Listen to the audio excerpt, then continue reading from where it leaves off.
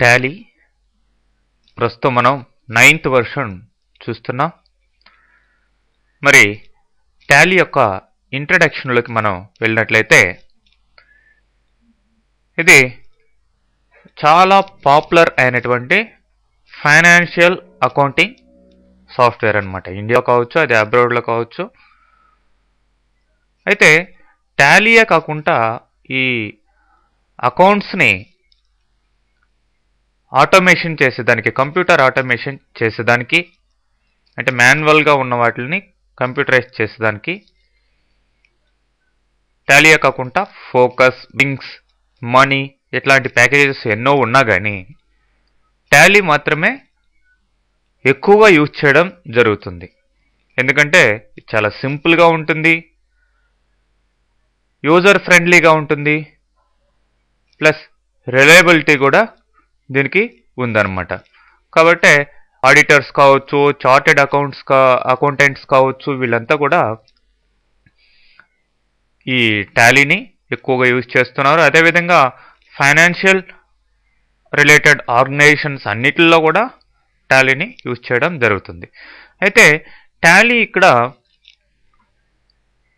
ఎలా, ఎన్ని వర్షన్స్గా ఎలా డెవలప్ అవుతూ వస్తుంది అనేది చూసినట్లయితే ఫస్ట్ వర్షన్ని టాలీ 4.5గా మనం చెప్పుకోవచ్చు.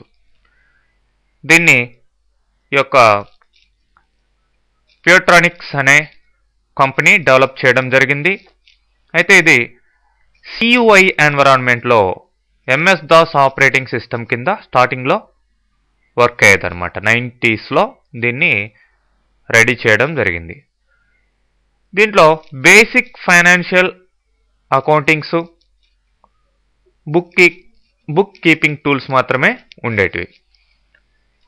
అయితే తర్వాత వచ్చిన టాలీ 5.4 కావచ్చు, 6.3, 7.2, 8.1 అండ్ 9.0 ఈ వర్షన్స్లో అడిషనల్ ఫీచర్స్ని యాడ్ చేసుకుంటూ పోతూ ఉన్నారనమాట. వీటిలో ఇన్వెంటరీ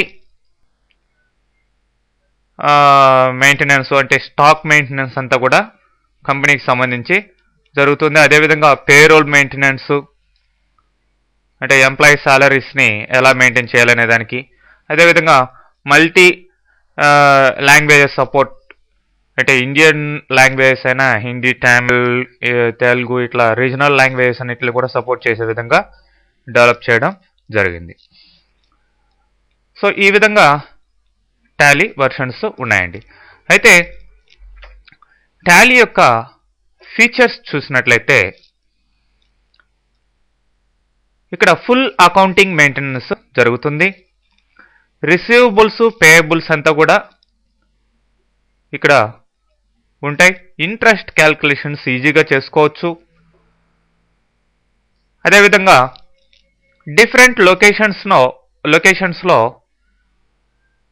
డిఫరెంట్ యూనిట్స్ ఆఫ్ మెజర్మెంట్స్ని యూజ్ చేసుకొని స్టాక్ని మెయింటైన్ చేయడం జరుగుతుంది.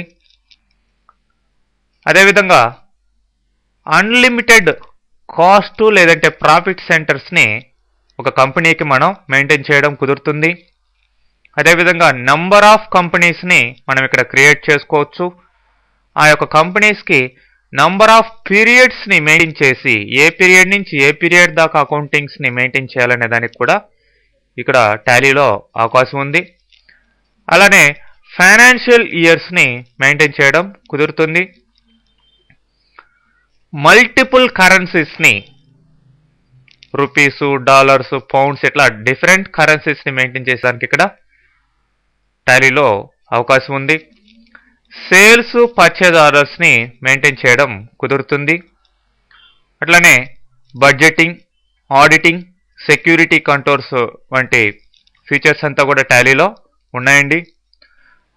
అదేవిధంగా కొటేషన్స్ ఇవ్వడం, ఆర్డర్స్ తీసుకోవడం, ఇన్వాయిసెస్, వోచర్స్ని, చెక్స్ని మెయింటైన్ చేయడం కూడా కుదురుతుంది. డేటాని ఇంపోర్ట్ చేసుకోవడం, ఎక్స్పోర్ట్ చేయడం కుదురుతుంది. అలానే ఈ యొక్క ఆర్గనైజేషన్ సంబంధించిన అకౌంట్స్ మెయింటైన్ చేసేదానికి ఇక్కడ నంబర్ ఆఫ్ లెడ్జర్స్ని గ్రూప్స్ని యూజ్ చేయడం కుదురుతుంది. ఆ యొక్క లెడ్జర్స్ని గ్రూప్స్ని కంట్రోల్ చేయడం కూడా ఇక్కడ టాలీలో ఒక ఫీచర్గా చెప్పుకోవచ్చు. Next posting closing stock value అకౌంట్స్లో ఉంటుంది. నెక్స్ట్ ఇంటిగ్రేటెడ్ అకౌంట్స్ అండ్ ఇన్వెంటరీని నార్మల్ అకౌంట్స్ని ఫైనాన్షియల్ అకౌంట్స్ని కలిపి ఆ యొక్క కంపెనీని మెయింటైన్ చేసి ఫైనల్గా మనం ప్రాఫిట్ అండ్ లాస్ చూసుకోవచ్చు.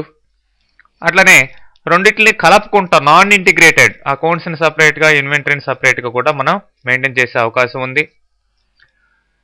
Next positioning of accounts masters in reports కూడా కుదురుతుంది. అకౌంటింగ్ మాస్టర్స్ని రిపోర్ట్స్లో మనం ప్లే చేసుకోవచ్చు.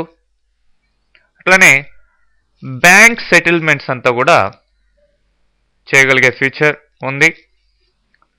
నెక్స్ట్ ఇంట్రెస్ట్ క్యాల్కులేషన్స్ పైన చెప్పినట్లుగానే ఉన్నాయి.